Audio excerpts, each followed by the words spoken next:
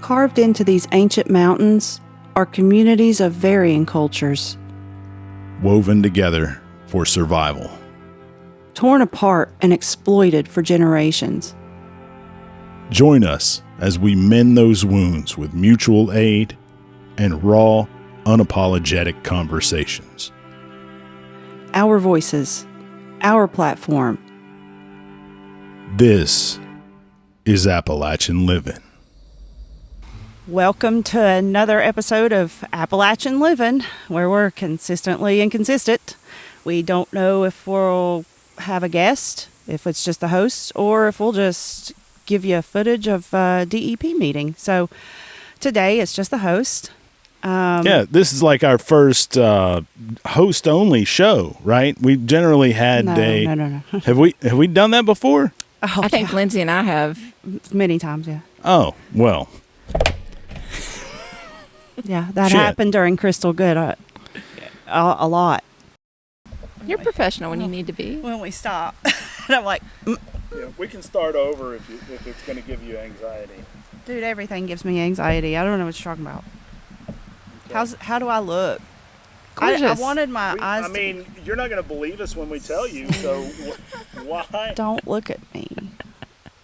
Nobody knows who I am. I think it's totally worth acknowledging I am the mystery guest. that too, that we're all just, first of all, it's the dog days of summer. My dad keeps reminding me of that. And he keeps We're telling tired. me. Y'all have a lot going on. Oh my God. Can we mention the movie? Yeah, Not we exactly can what it is, but we Yeah, could we say could that say- we're working with Appalachia, Right. right? Yeah. Uh, All right.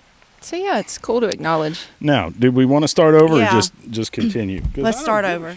You know, it is what it is. I need a rock or something. I just need to make sure 'Cause you're good I'm gonna before like we start. fall over Why don't you do it? Oh gosh. right there. There you go. That's better. I'm kind of like three-wheel motion here. You know, Good for your core. it's today's a good day. It is. It is. And we'll just keep Yeah, it's fine. it. Anyway, yes, it's a great day. Yeah. It's a great day. It's been a And we're- busy couple weeks. Guys, we're exhausted. Ricky's coming out the back door. All right. Well, Stand by. You know? So let's you and I talk for just a second. Yeah, let's do that because we've had a lot going on. There's been a lot going on. And we probably should, we should thank everybody that started following us in the past week on the various platforms that we're on. We're on YouTube, TikTok, Facebook, Instagram, all of them, all the social media platforms. And we've gained quite a bit of followers because the last episode was the DEP meeting, and I think a lot of people were very appreciative of the fact that we put that out there. And it was as transparent as we could be. We didn't cut anybody's speech or audio or anything like that. The only thing that wasn't shown was if we didn't film it or if you couldn't hear it, because it was very loud in there. And will you explain how the setup was? Because, you know, in the beginning when we were starting to put some of the videos out and people were wanting context, and I was like, look, we were just as confused as you guys were, because we walked in there and we were expecting to have a meeting where we all sit down. Someone gets up, they explain why we're here, what's going on, and, you know, then we would get to give comments or whatever. That's not the case. And I've never seen it this way. Elise, tell me explain it, please. So how the room was set up was you walked into a greeting table and you signed in, and then there were different stations that were alphabetized. There was A and B and C and D. And I think the intent was for them to tell you a narrative about permitting, and to provide what information they had in order to allow you to comment on it. I think that's the purpose of the meeting. As I think about it now, it's like also you may have a question, but myself or someone else that isn't at the table that you're talking to wouldn't have that question. But then after you ask that question, they're like, yeah, what about that? Well, in previous formats where it was very much a public meeting, you walked Right. in and the people who were there to discuss this with you sat at the front of the room and had information available, but there was generally a microphone or some way for individuals to stand up and publicly state what their comments are. Right. And this format prohibits that. It prohibits the public interaction within the room. Hey, buddy. Hey, Rick. So my son is wanting to come out and hang out with us. Because it's gorgeous out here. Because and it's beautiful. a nice day. And so that's what's happening. But exactly what you described is what happens in those situations is people are learning from other people Right. who aren't the DEP what's happening locally. So whatever the reason is for structuring the meeting like this, the result was a bunch of silenced people sitting in the back of the room, basically. There was a lot of Confused. people just sitting there going, what are we supposed to do? do we do? So that was an opportunity for us to kind of engage them in conversation and then have them engage with each other. And it was very fruitful. And the videos that we were able to post with their permission from that were awesome. And speaking generally, there are a number of ways you can submit comments on permit applications, but how it was set up there was you went and sat at a table and spoke into a recorder, essentially. Not dissimilar than our setup here, but that's a very unnatural way to put forth your information. And unless you're really familiar with that and used to speaking into a microphone, that's very intimidating for some folks. It's intimidating for me right now. And you speak in front of a microphone regularly, right? Right. So I think regardless of the intent of that setup, because I'm not going to project my feelings on it. We don't know exactly why, but we know why. I'll project that my feelings on it. Do it, babe. That was set up to avoid confrontation. They did not want to have a public forum where they talked about this issue because they didn't want what happened happen. Well, they didn't want the whole room full of people riled up. Yeah, they didn't want honest feedback. Right. And so it was set up in a way, and there were rules that we broke. That There's a said, cop there. He would have told me if I needed to shut up or not. well, and I want to say I would really the appreciate how law enforcement handled themselves in Right. that meeting. I feel like there was no Yeah. intimidation. No. right. I feel like that they were present, but not in a way that felt intimidating or stifling, and that is not always the case for that very reason, to prohibit that. But I think how law enforcement handled the meeting was perfect. But to be clear, there were rules in place that you were not allowed to talk about anything but the proposed certificate, proposed permit. Yeah, I was looking for the word. You were not allowed to talk to about anything but the proposed permit, and so you were not supposed to ask why Indian Creek is poisoned, why we have colors of the rainbow coming out in all points of the map here in Wyoming County and beyond, and we did it anyway, right? Mostly, I think they let that happen because they knew they were being recorded. And then also, I mean, you asked the question, Mariah asked the question is, why are you going to allow a permit when we know that we're already having pollution problems? So it's tied together and you can't untie it. Correct. It's just the way it is. And so you can't not speak about one without speaking about the other. And it's, they just had to sit back and take it. Well, and I want to point out, too, that they scheduled this meeting on a Wednesday night. If you're from any part of West Virginia, you know that that's church night. It thinned out about 6:30, Rue. Well, about No, what was 5:45 it? because church Yeah, starts at 6 or 6. 6:30. So, about 5:45, the room pretty much emptied out. And what was left were the folks who were there to dig deeper. And it gave an opportunity for some folks to hold cameras up and ask very pointed and direct questions about statutes specifically, and to put pressure on them about, again, the fact that if you know they're in violation, and in fact he said in that conversation with Mariah, we've written violations for exactly what you're talking about, which goes further to her point of, if you know the violations are there, why would you agree to permit further? Right. And this is great that this conversation is happening in a way that thousands of people can see it. So that's a really game-changing dynamic now that we have social media and the ability to push this meeting out. I was surprised at how forthcoming people were and how eager they were to be heard and be okay with being online in public about their statements. I think that's because we've felt stifled for so long. And then once we show that there's a platform for them to be able to speak, then, some people are like, yeah, let's speak on it, let's do it. So I also, want to highlight the fact that Representative Moore's amendment that was introduced as a direct result of the work being done here on the ground, and we know it's a direct result because he used the words water crisis, West Virginia water crisis. He used images and pictures from the folks that we know in McDowell County and Wyoming County, pictures of bathtubs and sinks that are disgusting with poison.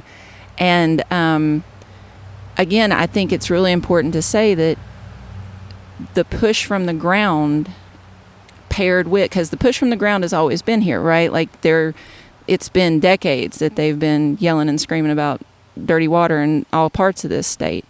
But having the ability to have an audience and unbiased media go out and honest conversations happen is putting pressure on the legislature. And so I want the folks in this community to take that power and own that. That's a big step forward. But let's be clear that the water problems have exponentially increased in the last 3 to 4 years. Especially in the last 2, right? Mm-hmm. And, there's always been pollution problems here, but it has exploded over the past 2 to 3 years. And worse than it used to be because, people would talk about the way we lived in the 80s or the 90s. And I'm like, look, this is different. This is very, very different than what we have previously experienced. And so I don't think people are quite understanding how terrible this is. And we've tried to explain it in social media posts and in our podcasts, but something is going on widespread, and we're talking in different counties, different parts of West Virginia are seeing this issue, and these same levels of bacteria, the long stringy white tendrils in the water is popping up in different areas, and then there is the kind of orange muck that is popping up. And then, we've got 3 or 4 different kinds of, sort of pollution. And it seems widespread and deliberate in some way. And we are trying to put things together. And some people have speculated that this has been a deliberate flooding of old mine shafts. And maybe for coal bed methane, maybe they are attempting to push this gas up. And I've heard that, there's a lot. Should I just come out and say it? Right? Like, I think the information is out there. Sure. I mean, I don't know how much people... Okay, so let's just preface this by saying that this is your this is my speculation. Your speculation, right? This Because- isn't something that's been proven or Right. anything That's like that. fair. This Yeah. is just you seeing what you see, connecting the dots. and trying to connect dots and trying to figure out why and what's happening. Right. And I have talked to other people that share the same speculation, right? And this is me being a journalist and investigating exactly what I see and what is going on, correct? And I know of one flare pad, and we're talking a platform That's been shared on social media, I saw, so with we can post okay. So I'll put that up so you all can see what that looks like. And I did extensive searches and AI breakdowns with no kind of preface. What is this and what can it be used for? And it seems like to me that these coal companies are using these old mine shafts to push up coal bed methane to the tops of the mountains. They're going to put in these flare pads that burn off coal bed methane, and they are selling carbon credits. So, in fact, it seems like they are selling carbon credits and poisoning everyone here, which is ironic to say the least. So they are making, they're set to make untold millions of dollars, because if you look at the ownership of property in West Virginia, and you can speak on this a lot more eloquently than I can, but the private ownership in West Virginia is down to like 15%. Yeah, it's out of state or corporate ownership of land in West Virginia, anywhere from 75 to 85% is owned by out of state corporations or corporations. Period. And that creates a real imbalance in power when it comes to sovereignty over your land and your property and what happens to it. And the carbon credit issue, it's important so folks understand that if you are creating pollution and you want to offset that pollution, there are like a list of things that you can purchase credits for, and it's much more complex. This is a very simplified explanation, but because methane is viewed as a cleaner fuel due to the toxic output of it than coal, there is a credit for flaring off methane and not putting it into production. And then, not releasing it into the atmosphere. Not releasing it just raw into the atmosphere. Exactly. Right. So when you flare it off. Yeah. When you release that methane, then it has a smaller carbon footprint than just releasing it into the atmosphere. And that's burning this carbon, this coal bed methane. Right. But the reality is right now it's not going into the air. Right. It's trapped underground in these mines. Mostly. So the process of pushing it out to gauge whether or not you can capture it and flare it off is what's happening, is the assumption is that this has been a process to kind of ongoing across various coal mined areas to test and see what's happening. And to be clear, this is not anything that an active mine is doing, not that I know of. Right? These are all old mines that either have just flooded or they've been played out, and my point being about the ownership of land in West Virginia, they own all of this land, and it's if it's played out and it's done nothing for decades, well, why not flood it on up and create large revenue stream through this carbon credit deal. And I think that's what's going on. And it's not anything that the coal company, an active coal mine, is doing.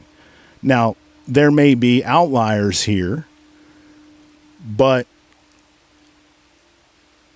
I feel like in our community, we're being judged for criticizing coal mining when this is not a product of coal mining itself. This is another thing that they're doing. We're not criticizing anything that's going to take any jobs away from anyone. This is a passive attempt at large revenue where they can just cash this check and pay off the West Virginia DEP if they catch, a citation. And they're now actively trying to raise these limits of pollution that are allowed in the stream in the legislature. And that was another big takeaway from that DEP meeting, was that largely this is absolutely legal, which is wild to me. I mean, let's be crystal clear here. This is absolutely legal to let poison into our streams, into our water table, and we're like, yeah, that's good. Mm-hmm. Good deal. We want to increase those limits. Yeah, we're gonna crank it up because we're doing good.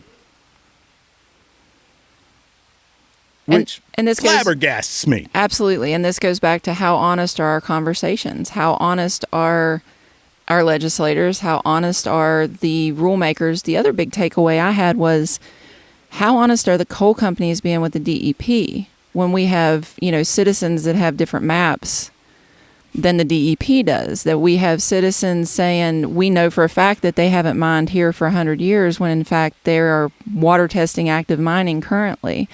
There's a big disconnect between the truth and where these things are and what we're being told. And we know this, but this meeting really highlighted that. I think it was a place where, again, people were very forthcoming with that. Right. And, I confronted the DEP man, Mr. Dustin Johnson, I believe, and he kind of scoffed at the idea that maybe they had mined under Twin Falls State Park in particular. And I think he said, I know for a fact. Yeah. They are not mining. I said, are you sure? And he said, no, I know for a fact. Hey, Rick. And I've heard from 8-10 other folks around here that's not accurate, right? We were talking, I was talking with Dustin Johnson, and I said, hey, we believe that there's been mining under Twin Falls State Park. And he said, I know for a fact there's no mining under Twin Falls State Park.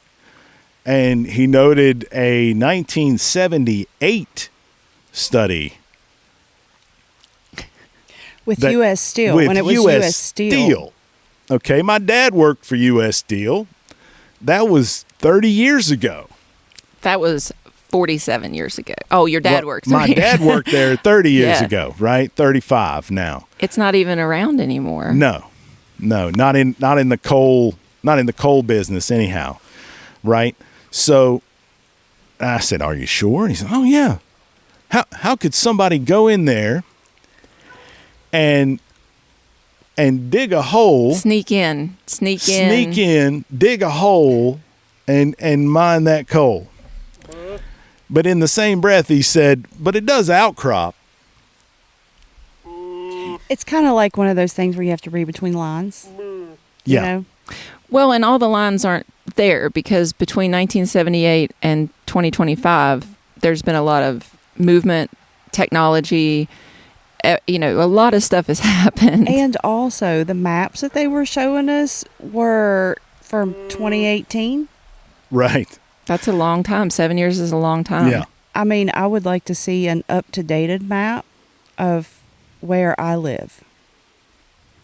Because the one that showed where I live was in 2018. Mm-hmm. Well, and how do we trust that is accurate?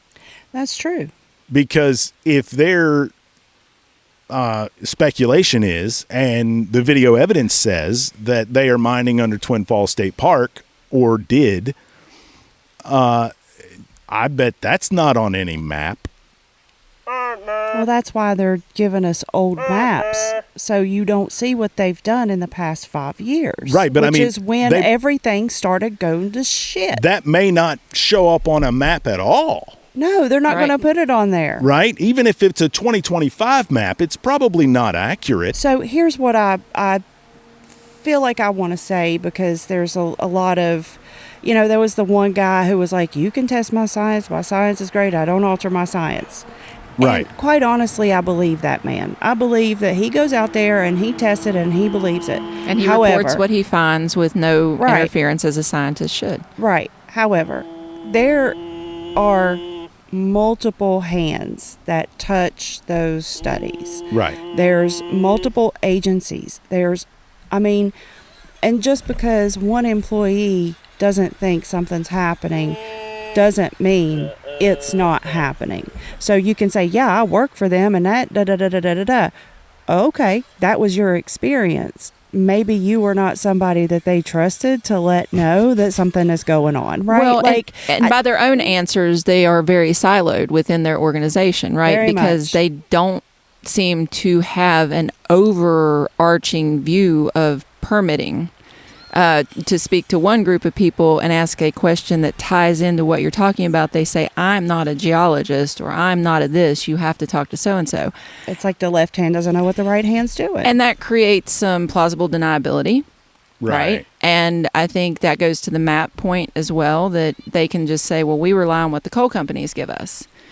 But if the coal companies aren't giving you accurate maps, what are the repercussions? I mean, ultimately, the DEP, if you're only a permitting agency with no real enforcement or, punishment mechanism, then it's useless.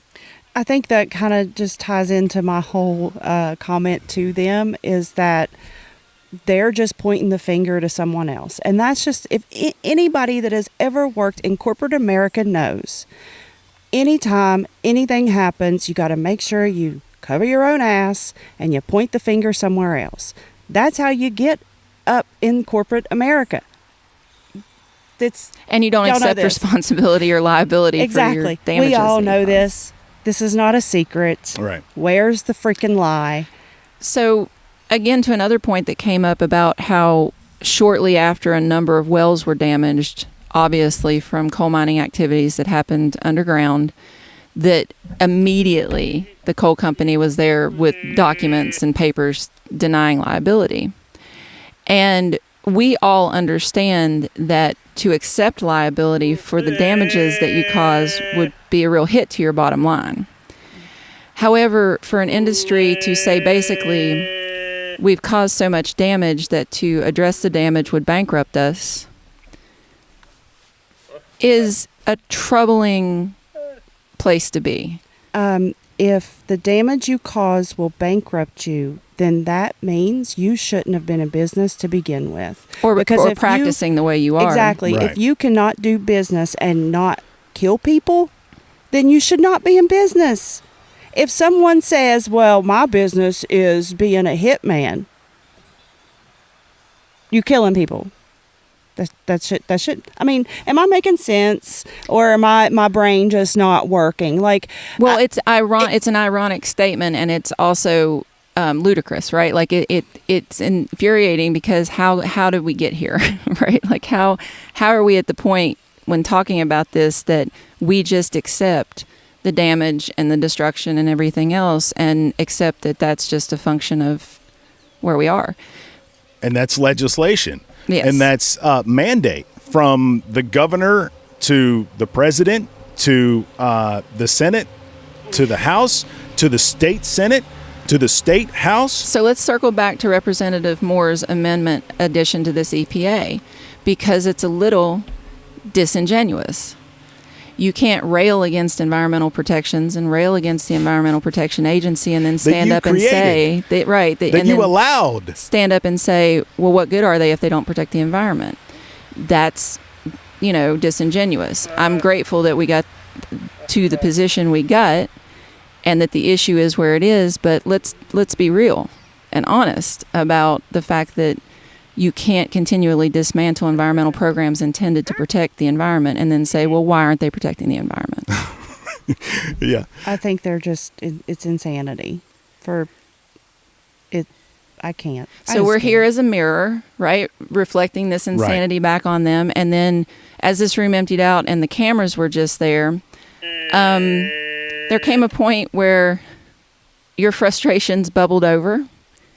And we were simmering in the back, right? So there is video. So you see Richard Altizer and was it Dustin? Dustin, I think. We're talking, and Tom was filming kind of against the wall. So I was sitting there with Jamie and Tina and Mariah, and I think there was a few other people there. I think Roy was still there too, and. Shout out to Roy. But I stood there. Jamie started going live on TikTok or on Facebook. And I asked Mariah, I was like, do you think I should go live on TikTok? Like, should I do this? I don't know if I should do this. And she's like, yes, do it. Do it, girl. Do it. And I was like, well, okay, why not? So I'm just sitting there, I'm just watching it, right? I'm just holding it. I'm live on TikTok. I don't know what's happening. You had already left because you had to leave. And I'm just filming, but it's just making me so irate because they're just going around in circles. They're saying the same bullshit they've said over and over and over and over. Please turn that down, baby. You're my precious love. I love you. It's just, you got to love people, man. That's what Rick's saying. Well, but it was pointless and going nowhere, in my opinion. It was just a roundabout of arguments.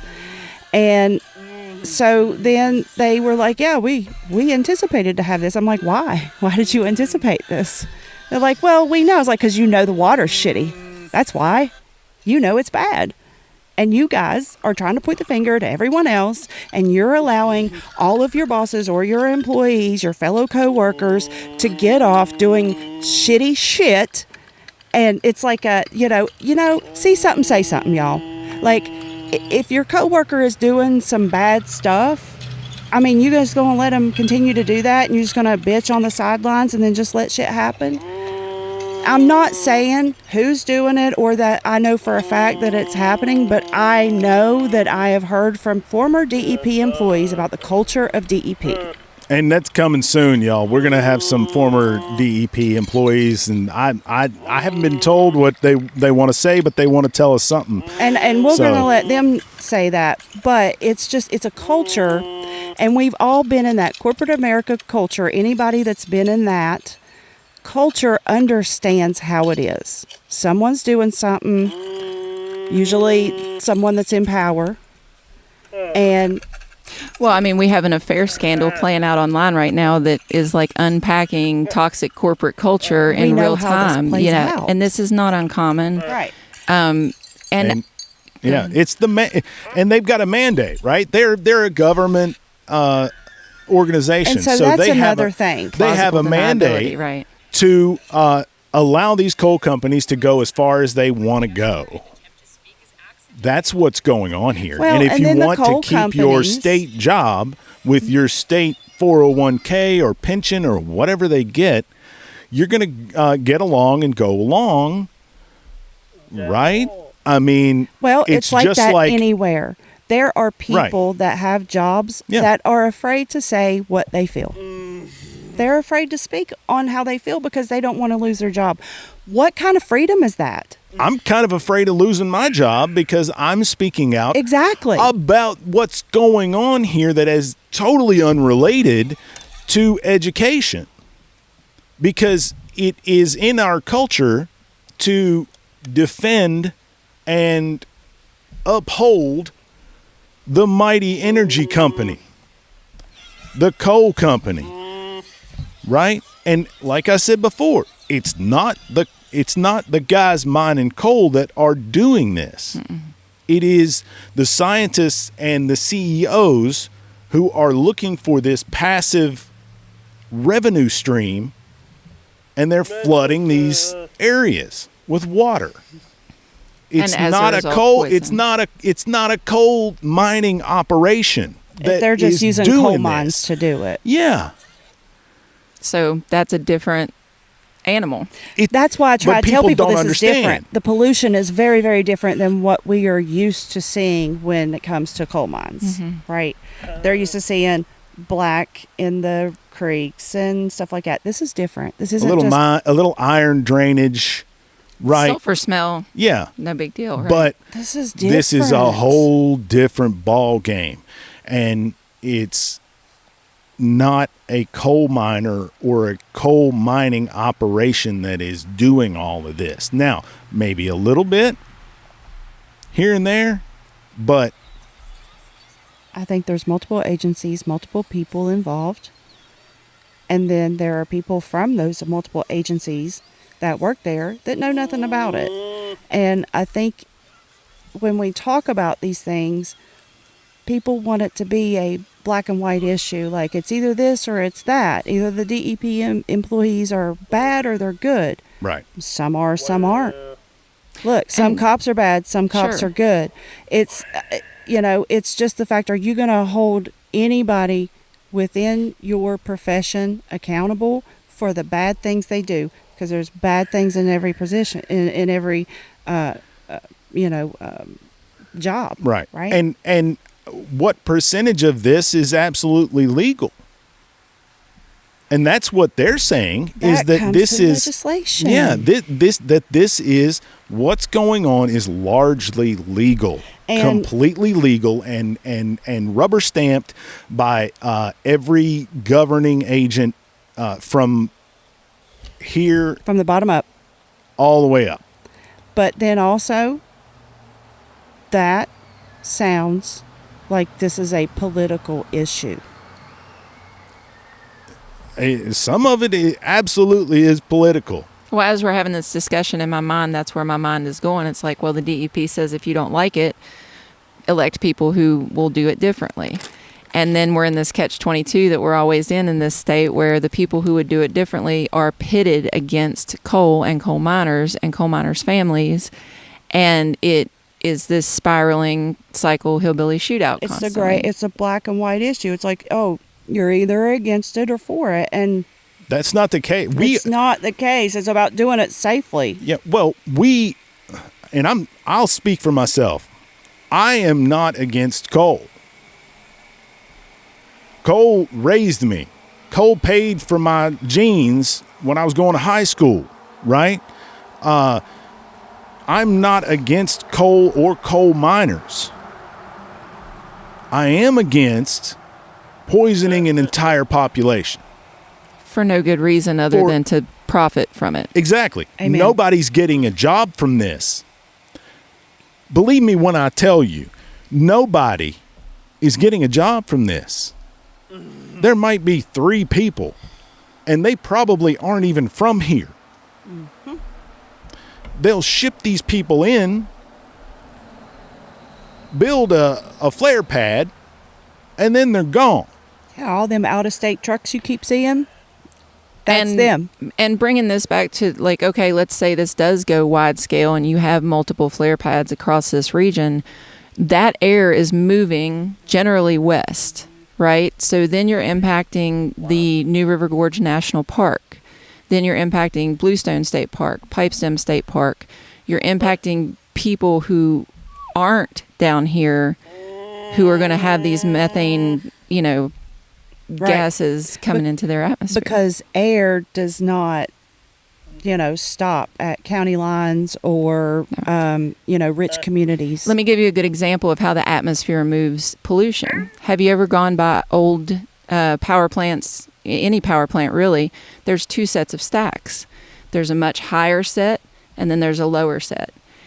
In the 90s and early 2000s, or maybe even earlier than that, the reason they went in and built lower stacks was when you put it 1,000 feet higher, it goes into the upper atmosphere and would go farther away. So other states were being impacted by coal burning power plants in certain areas. So they came in and said, how do we do that? If we lower the stacks, it keeps the pollution closer, essentially, right? It doesn't put it up into that higher upper atmosphere. So that's a perfectly tangible and provable example of how getting that up into the air, it's going to move. And if you want to see what that type of pollution does, take a look at northern West Virginia in the fracking communities when they have these pads and these wells within feet of their houses, and the repercussions of those pollutants to your air and your water and your body and your animals and your ground, it's devastating. So should this be allowed, let's suppose this is true and this is a way for them to passively earn income with almost zero expenditure. Right. If they do this on a massive scale, then we're talking about impacting numerous counties that are not located here as well. I hear there is one in Beckley behind the Outback.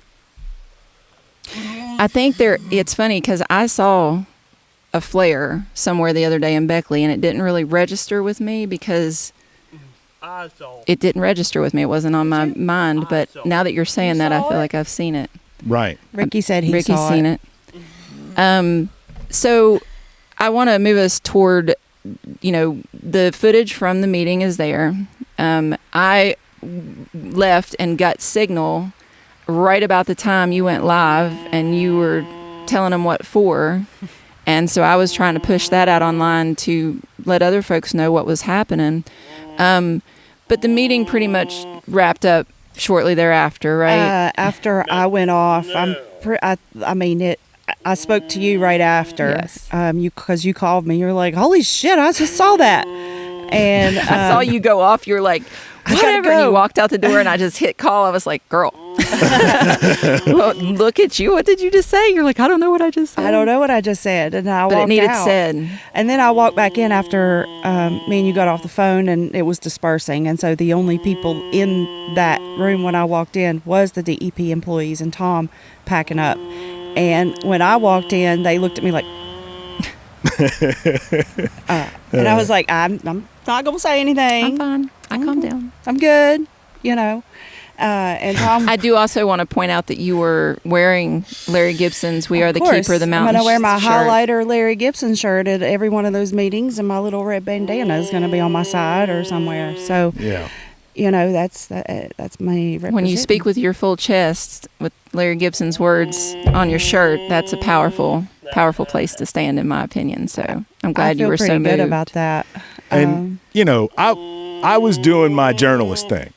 It's right? fantastic. And yeah. so when I'm in a situation like that, I keep things very calm.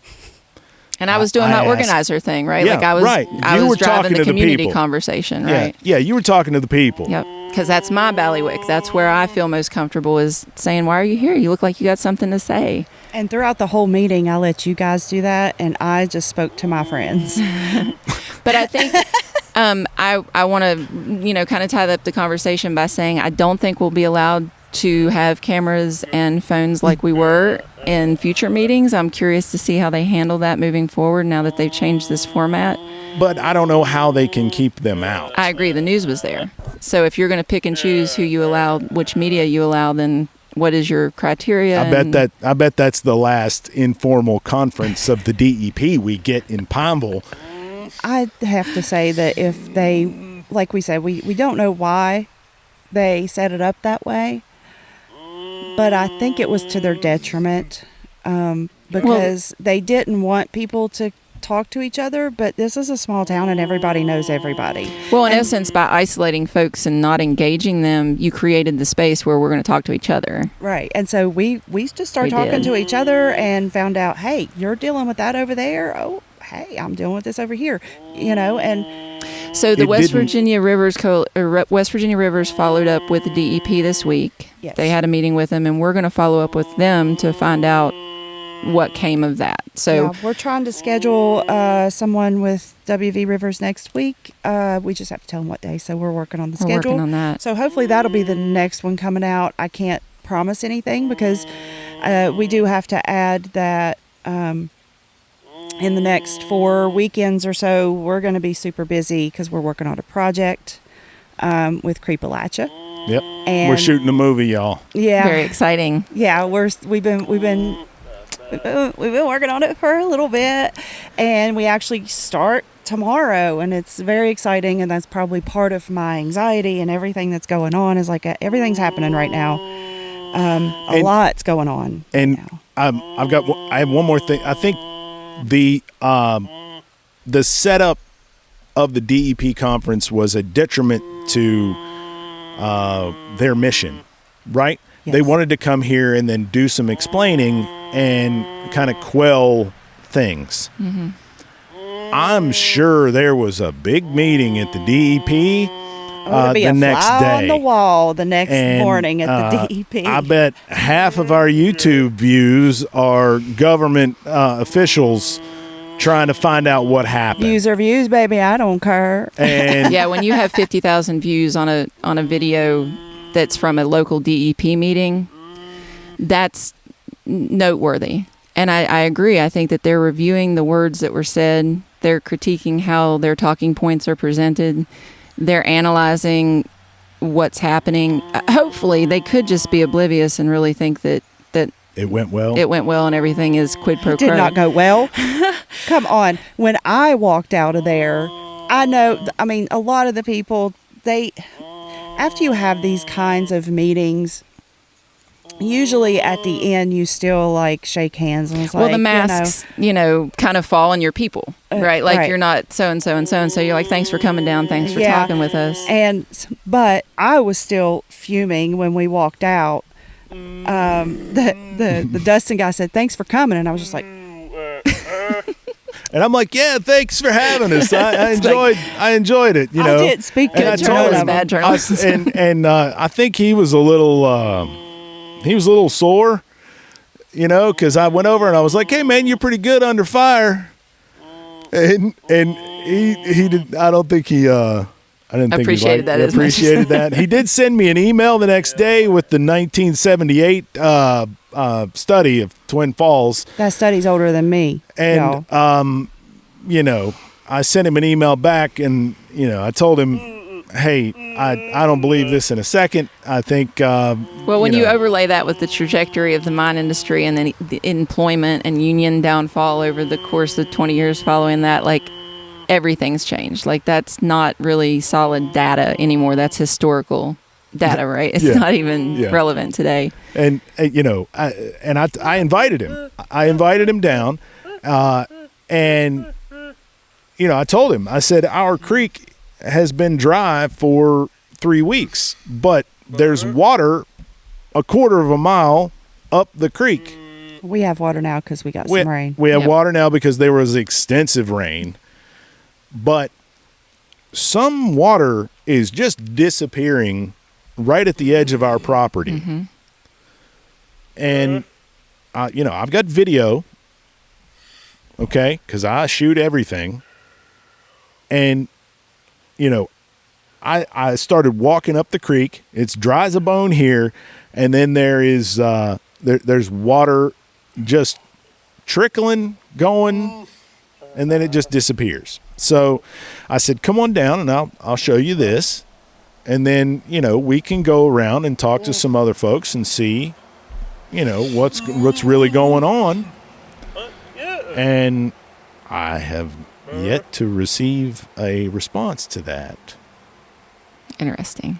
So To be continued. I I guess wonder- there'll be a lot of and follow he up said, on and it. he said, you know, hey, if you see something, let us know, and we'll be sure to show up and check it out, get to the bottom of this. Here's my something. And I was like, here it is. Mm-hmm. You can come on down. We'll do this, and I'll show you what's going on here. And crickets. Now, you know, I'd say he had, you know, he was Lucy. Lucy, you got a lot of explaining to do. You know, I'm sure he had some explaining to do, and most of that's probably my fault. But you know, anyway, that's my DEP story, and you know, there it is. There'll be more forthcoming. So, yeah, stay tuned for follow-up from West Virginia Rivers and other folks. So what else on our list there do we I see do we water need to buffalo. cover? Water Community- buffalo. Okay. So, Miss Water Buffalo, what's happening? He means that in the most loving, kind way possible. Okay, so Because this is all your fault.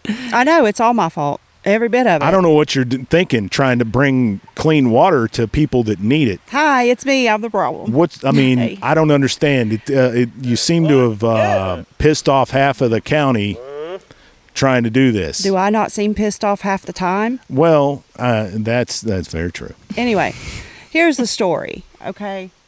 So when I found out that all this water, you know, people were experiencing bad water, my whole purpose for this whole thing was to bring clean water to people in any way possible, whether I could get monetary donations to buy water for people, whether people would donate cases of water, pallets of water. I mean, whatever it was. I was just trying to get the word out and get water donations. And that's it. I think other people probably thought I had some other motives, but that's absolutely not the case, because I really don't even want to do this. But, you know, nobody... Yeah, I don't want to do it either. Nobody else is stepping up and doing it. You know, it's not like I want to do this and I want to be... You know, that's not it. Nobody else is doing it. So what is a water buffalo? Let's start there. So a water buffalo is basically a huge water tank. It's a 550-gallon water tank that is put onto like a trailer that you can hook up to the back of a truck. And you can put potable water in it, and you can hook it up to your truck and take it to a community and fill up gallon jugs. And so the way that it would work is that we would have a day of water filling day, or whatever you want to call it. And everybody would have like 3 or 4 gallon jugs, and they would come and we would sanitize them on the spot and fill them up and send them on their way. And that would give them some water to wash dishes, hands, drink, whatever. In addition to whatever water donations they're currently getting from, I know, food banks and other places are donating water. So, Caitlin, who was on our podcast a couple podcasts ago, and she mentioned it. She was like, "Oh, your water buffalo's ordered and in, by the way." So that's when I was like, "Oh, wow, okay, we got to get going on this." And so we had gotten with a county commissioner beforehand, and he was like, "Yeah, maybe the 911 could store it because we need a place to store it. It needs to be covered. It can't be out in the elements, right?" And so Tom is in the LEPC, and what's that stand for? Local Emergency Planning Committee. And this is my podcast, and if they don't want me talking about it, then they should speak to me and reply to my requests. But he's in the local emergency planning committee. They meet like every 3 months or Once a something, quarter, yeah. and they talk about tabletop exercises, and we do actual exercises and things like that too, right? School shooter exercises, and stuff like that. Planning for big emergencies. So when a whole community does not have drinking water, I am assuming that this is an emergency, and this would be a place to ask these people, since it is everybody from every piece of the county. The fire department, the police department, the health department, Tom's Media, the schools, 911, so emergency ambulance, I think even the nursing home is a part of it, or they were at some point because they were getting water. Anyway, so it's all these people that could come together and solve these problems or answer the questions that are needed in order to get this water buffalo in.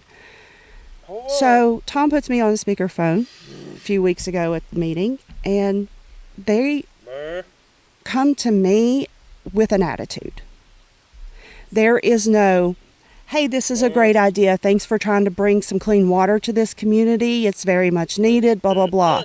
All it was bombarding me with questions that they need to be answering themselves.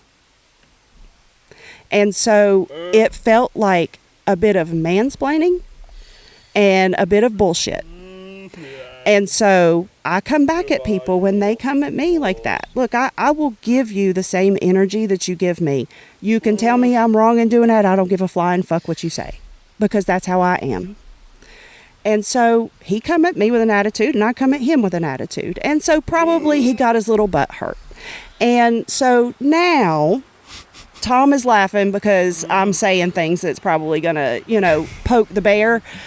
But the bear has already been poked, because there are people in this community that I have trusted and I have spoken to that have always called me and given me support and answered my questions. And as soon as this thing come up, they are silent and they are not taking my calls. And something is up, and I know it. And they can deny, but I feel your fucking energy, motherfucker. And I know something's happening. And you either tell me what's happening, or I'll figure it out. Either way, I don't need your support. I will call the health inspector myself when this water buffalo comes. I'll fill it up at my house. I'll pay the fucking water bill, and I'll deliver it myself. So you can either help me and come together, or you can sit on the sidelines and get laughed at when we are doing your fucking job. Thanks. Was that the update you had in mind? Sure. I just want to say that you're making an assumption that everybody there is there for the same reason, or is coming from the same place. And that's because how could they not be? When you are working as a policeman, as a fireman for local emergency planning committee, you should have this fucking passion. Yes. Why are you even there if you don't have this passion? Ricky says, calm down, Mommy. I'm sorry. Such a sweet boy. This is what happens when y'all make me do a podcast. He's such a sweet boy. I think there is confusion. I am okay with confusion. There is delusion. Well, that kind of delusion. This is not a real problem. That is not a solid answer. Oh, I know. You can sit there and say that this is not a problem, but if you don't think it's a problem, you need to come to me and I need to prove it to you, because otherwise you're hurting your own community. I don't care what your fucking reason is. Yeah, well, I'm just explaining why. I know that. You play devil's advocate, and I love you so much for it, because it allows me to go the fuck off.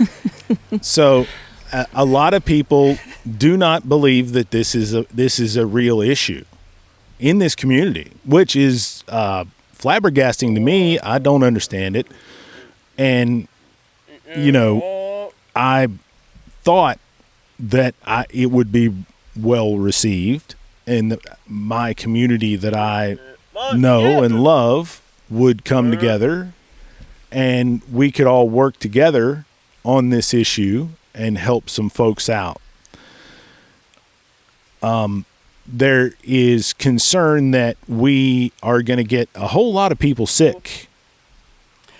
Oh no! That's so what I was told. So the people that have cancerous water coming through their faucets might get sick because we're trying to give them good water. And they wanted a name of someone that is going to be held accountable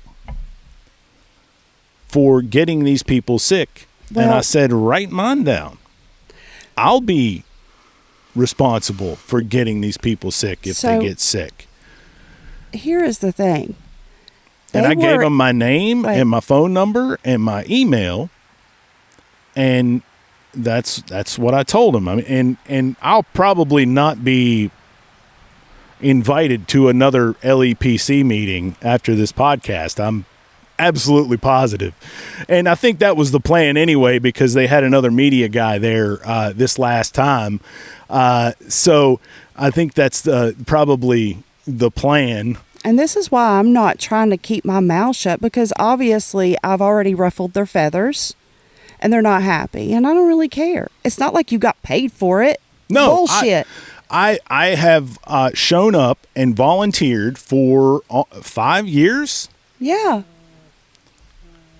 To come and volunteer. And you went for to every this, single one that they asked you to. And I went to every one of them that I absolutely could. I think I've missed one or two maybe in 5 years. Which is better than some board members or committee members, I'm sure. And I have, I single-handedly shot one exercise at, that was at Wyoming East. I single-handedly shot it. I set up 4 or 5 cameras, and then I ran around with a gimbal. Yeah. Ran. Sprinted. That's when I found out I wasn't quite as in good a shape as I thought I was, because you could hear me Darth Vader breathing all over the video. And so where is it now? Where is the water buffalo now? Are they? So right now the water buffalo, it's built and it's in a garage in Sophia. They are waiting on where it's built. You have to wait on the certificate of production or something, so you can get the title and the license and the insurance and all that. The thing is that this whole committee was invited to the Zoom call that would answer a lot of the questions that they had. Nobody went to that except Jason Mullins, and he wasn't even at that meeting that Tom was at. And so I'm not going to be quiet about the fact that they are trying to keep me from bringing clean water to these people. If you have a problem with it being safe, that is a question for the health inspector. Like I said, when the water buffalo comes, the health inspector inspects it, tells us exactly what we have to do in order to give it out, and we follow that to the T. Right. That's come from where those answers will come from. They come from the health department, which was there. Yes, right? And so that's why they were saying, but our health department is not supportive of this either. So they probably are going to do every bit of everything they can do not to approve our water buffalo. Because I will throw them under the bus every chance I get. Well, I think you already did. That Wyoming County is not helping me with this water buffalo. And if there's any residents out there that would like to help me, we need to have a community meeting. Yeah, that's coming soon. There are residents that are not for this either, and I'm really having a really hard time with it. I just don't understand why people are having such a hard time trying to bring water to people that don't have clean water. What the fuck is the matter with you people? Because of your petty bullshit?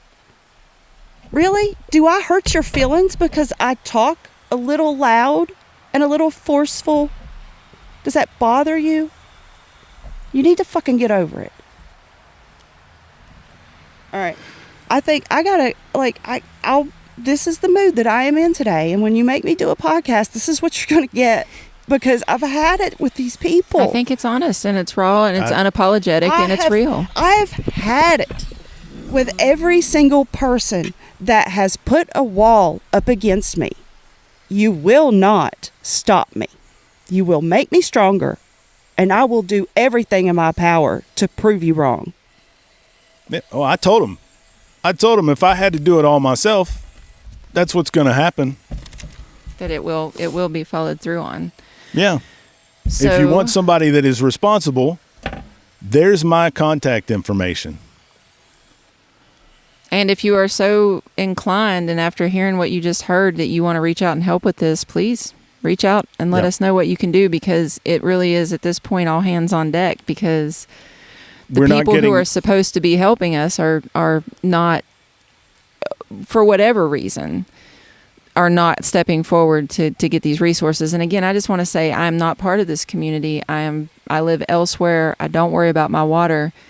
But from the outside looking in, I see more angst over this water buffalo than the pollution happening in the creek. It's so frustrating. There's more concern about what contaminants could be in this water that you're bringing down. Don't get me wrong. Anyone who's had a water buffalo knows that if you leave a water tank in the sun, algae will grow in it, bacteria will grow in it. We understand we're not incompetent. We get what the dangers are. But when you compare that to poisonous chemicals in your drinking water, right. It's kind of wild. Well, it's also not something that we're reinventing the wheel here. Yeah, they're doing it in Wyoming. They're doing it in McDowell County with no problem. No, with absolutely no problem. The fire department is volunteering their time, their people, and their resources to help out, to do it for free. So in Wyoming County, I'm really disappointed in Wyoming County. I really am. I'm disappointed in the leadership. I'm disappointed in the residents. I'm disappointed in almost every single person that lives in this county. About 90% of y'all fucking suck. 90% of Wyoming County people are not helping the neighbor like y'all like to say you do when you go to other states. Like, yeah, West Virginia, blah, blah, blah. Y'all ain't got it. You lost it. It's gone. It's true. That's your absolutely, your experience has been lack of support, lack of understanding, lack of communication, deliberate attempts to undermine. Those are all very real experiences that you've been struggling with. And I can't even imagine that frustration. I've never had to, I've been, hard against big powers that be at times in my life, but I've never had community resistance and pushback to something I was doing within the community, and something so basic as clean water. You're not trying to, we're trying to build this playground in Hinton, right? I can see people being like, I don't have extra disposable income from that. That's not a necessity. Water is a necessity. Right. And I just have echoes of the 2014 Elk River chemical contamination coming back, when 300,000 people across 9 counties had their water contaminated with MCHM and PHP and had no idea what it was or what it did. And even then, the pushback from within the communities as to who was bringing the water, who was supplying the water, because the people who were responsible for the damage weren't. Of course they were not. relying on the Red Cross and the National Guard. Well, what the Red Cross and the National Guard do is they go to populated centers, right? And they put up things. Well, if you're 80, 90 miles away down in the holler, you can't get to the water, right? Right. So it took weeks before they even realized that they needed to take water out into these communities. And so without the West Virginia Clean Water Hub, which was set up 24 hours after the spill, it was a group of nonprofits across the state. We had one group being a fiscal sponsor. That was the Keeper of the Mountains Foundation. We moved $30,000 or $40,000 in 3 or 4 months, water resources, money resources, directly into these communities. And then what you realize is that's not a long-term sustainable solution, right? Like that's an immediate Band-Aid that you can kind of help prevent. But the reality is that's not sustainable. Long-term efforts at cleanup, remediation, accountability, and monitoring are what it's going to take. And this is a great study in sociology. What is the hang up? What is the problem? What is the perceived reason you're not helping? I have my suspicions, but they're just suspicions. And they're yours. They're mine. That's the other thing is sometimes we're so far off base with why people aren't helping or don't understand.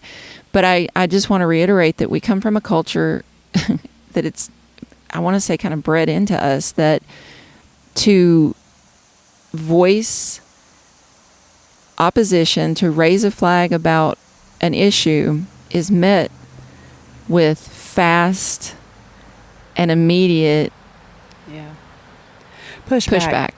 And this is the story, and this is what we're trying to break through with this podcast, is to give you the opportunity to say, this is my platform. I'm going to say what I need to say. Right. I don't have to worry about a newsroom cutting it and editing out the meat of my message, because this is a response to the actions of my community. Yeah. And if I'm wrong about the way I feel, like if I have something wrong and people are actually trying to help, I think you need to communicate that to me. Because what I am feeling and seeing from everybody is silence and just kind of looking away and expecting that, I'll just take care of the whole thing. I am one person that is taking care of a special needs child and 2 elderly parents. I'm trying to make it too. I don't have a truck that will haul that big of I got a Ford Ranger, and we all know what a Ford Ranger can do. Ford Ranger! But I'm not going to chance it, right? No, you don't want to tear your truck up doing that. There are bigger trucks that can haul it. Like, I can haul it empty, but I can't haul it full with water. So, I need somebody in this community that's willing to help me. Otherwise, we're going to have an empty water buffalo sitting in our county that's not doing anything. And that is so disappointing to me. Like, I am not mad, I'm just disappointed. I'm so disappointed in so many people right now that it's heartbreaking. I think you're a little mad. I'm mad, but I'm very mad, and I'm very sad. Yes. Oh, I am too. And we were supposed to podcast the other day, and I was so torn up that we didn't do it. Yeah, it's been a high energy and a lot of pressure from a lot of directions, and things are weird. Shit's weird right now, and I think everybody's feeling that. There's a lot of uncertainty. There's a lot of economic duress, but I do want to say that as mad and angry as you are, you got your buffalo.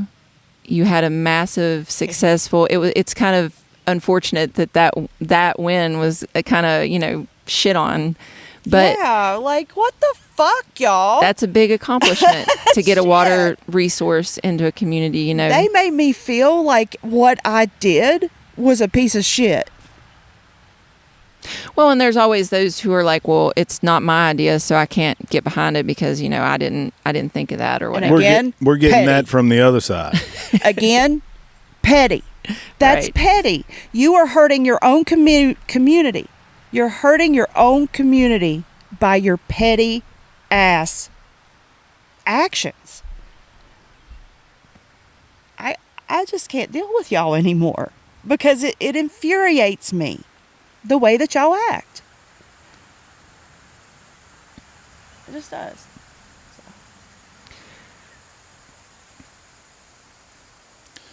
All right. So we y'all. covered the water buffalo. Apologize. What's next on our list? If you like what you're hearing on our podcast, we need you to interact with us on our platforms. Right. We need you to rate us, good, bad, great, whatever, however you feel about us. Any way you can interact with us on Facebook, on TikTok, on Spotify in particular, Facebook especially. Follow us on all of these platforms, right? Yeah. If you follow us in one place, go to the other platform and follow us, and review and like our podcast on YouTube, Spotify, Apple Podcasts. If you do a review on one, copy and paste that thing and put it in the other one, all right? Because it helps us move this thing along. And, we might need some bail money.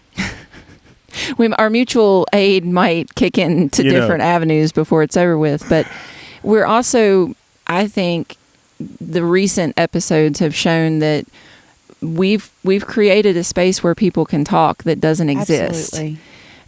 So if you support that, if you support independent media, and if you support social media and the powerful impact it can have, again, we've seen some big things move here in the past couple weeks because we are louder than we've ever been. And that's simply a function of the internet and you all interacting, sharing, liking, commenting. And again, we don't care how you feel. Interact with us because it also helps direct what we address, what we talk about. You know, one of the things we had talked about today, and I'm glad we didn't, I'm glad we went in a different direction with it, was kind of going through some of the comments and some of the recurring comments and talking about those themes. But I think what we've done tonight is kind of a debrief, kind of a I needed to let that out, y'all. Yeah. But one thing about the comments that I did want to see is because there are several, I don't know if they can hear the motorcycle, there are several comments of people from different areas that are experiencing, you know, similar things. And I'd really like to dive deep into their areas and what's going on there and talk to them and even go to a meeting with them and film their meeting if they want us to. Yeah, this is happening in Eastern Kentucky. And there's a young lady that is doing kind of the same type of work, talking about, you know, how there is this water popping up in Eastern Kentucky, which it's the same woods, y'all.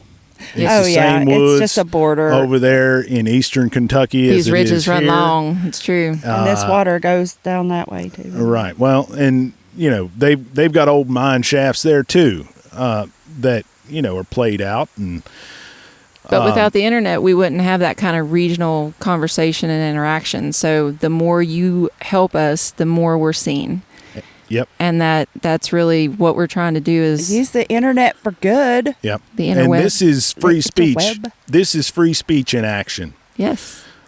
I've heard a lot about fake news and, you know, all of this thing and that all of our media is bought and paid for. And I'm going to admit that that's partially true because I worked for big media.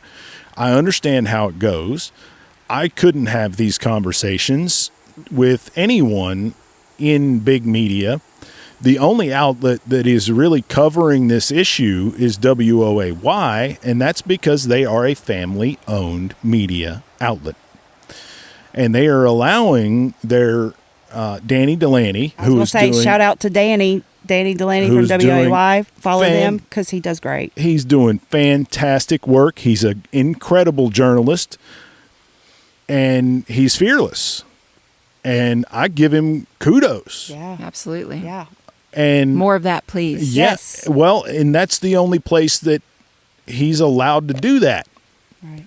Is because that's a family-owned company. And that family is saying, listen, this is news. And we're going to share. And people should know about it. But these other corporate-owned media outlets... have their checklist, Nexstar, right? And I can't remember what the other number one news outlet is owned by, but they're all conglomerates. Yeah, it's all the same. And advertising dollars are the driver behind the message for the most part, and that's why this type of media is so important. Particularly, again, you guys have great broadband down here. We do. It's one of the funky paradoxes of this area, right? And nobody's paying us for shit. Yeah. Trust me. So if you'd like to donate, you know, our PayPal is open. We are now shooting this thing with 3 cell phones and an iPad. If you donate, I'll send you some stickers. That's why our production is not as high quality as you'd like it. Yeah, sorry for the ones that... But we know y'all like sitting in the backyard and talking to folks, so... Yeah. You know. I mean, come on. This is a freaking woods. Yeah. You're in West Virginia. What do you expect? Shit. And listen, we don't have a dog in this fight. Right? When we're talking about this poison water, our house has Welch City water. My creek is clear. Yeah. For now. It doesn't have to be happening to you for you to speak out about someone. Oh my God, who said that? So let's be totally clear here. And you can see in this camera right here that our creek is crystal clear. It's not happening in every part of every creek, not yet. It's coming soon to you. But yeah, even when if you don't live in West Virginia, trust me, your water's probably not good. Everybody lives downstream. When you hit the bottom of the mountain over here on Welch Pineville Road, you smell it. And it incenses me every time. Especially when it's still like this and there's no wind. It's potent. Mm-hmm. And it never smelled like that before. And you can just go down here about a mile down the creek and you can see it flowing 24/7 into our waterway. And I can't ignore it. I tried. But I have a sense of justice that overrides any sort of risk. And I tried to ignore it. I tried to work behind the scenes. You all started this podcast and I tried to just produce it and not use my voice and my face on here very much unless we were talking about history or culture. Benign bullshit. Yeah, I was trying to be, I was trying to walk that line and I can't do it. One, God bless her, Lindsay ain't gonna put up with that. And two, what are you talking about? And the biggest part is my conscience wouldn't let me do that. And I wore my Mama Tried shirt. Okay. And if anybody knew Pat Reiser, okay. Oh, she sure tried. Oh, she tried, and she did a damn good job because I have a sense of justice that overrides any kind of risk. And she wasn't shy about sharing her opinion, especially when something was wrong. And I learned from that. So there you go. I gotta go. Ricky is going, and I'm done. I've said my piece. I love you guys. Go ahead. We're gonna wrap it up. We covered a lot of ground. We covered a lot of ground. I'm sorry for yelling. Follow us. Don't worry, we're gonna cut that out. And make it into shorts and push it out all over the Exactly. That's exactly where I was going with that. We are gonna send that out to the internets and let y'all watch it. And I hope you get are you not entertained? Are you not entertained? All right. Follow us on all these platforms. If you want to send us some money to buy us some better gear, we'll take it. Have at it, because, I expect to be either arrested or fired or shot. I might get, Ojeda got banged in the head for talking about things like this. Hey. That happened not too long ago. And I have been very careful to watch my back because perception is I am against industry, period, which is completely untrue. If you want to mine coal, mine coal. As long as you're doing it in a conscious way, right? Keep your miners safe. Take care of them. Don't destroy everything around you. Don't poison everybody. Yeah. That's fine. And it's not the coal mine operations that's doing it. That's what you don't understand. Because you've written off all of us as being crazy. We're all crazy. And I saw something on the internet a while back that said sometimes crazy looks like you were right too early. All too often. And I think we're in the right, but we could be wrong. I could be wrong about all of it. But just like everybody before us here, we're doing what we can with what we have. and we just happen to have a little wider reach than folks before us. And so stay tuned and hear what next steps are, what's happening down here, and come get involved. I mean, there are so many ways you can get involved if you're inclined to. I know folks are going to be going back to school soon and things will be getting busy, but staying in touch with your community and understanding what is happening, how to participate in meetings, how to support your neighbors, get involved, and be present in your communities. That's a good first step. Not everybody's an activist. Not everybody's willing to stand up and do what we're doing. But somebody has to stand up and say what's not being said and give other people an opportunity to say those things publicly. So thank you for listening and for watching and for sharing. And keep it up. And we might be back next time. Who knows? Consistently inconsistent. Signing off. Take care. See ya. Appalachian Livin is sponsored in part by Wade Law Firm PLLC, Sage Stitch Finance Corporation, representing wisdom and mending what we already have, providing gap funds for resilient renovations. Appalachian Livin is also brought to you by Hope Money Coaching, rescuing you from financial chaos and leading you to a path of financial wellness. Minimalist Gym, helping men and women navigate their health and fitness without restrictive fad diets.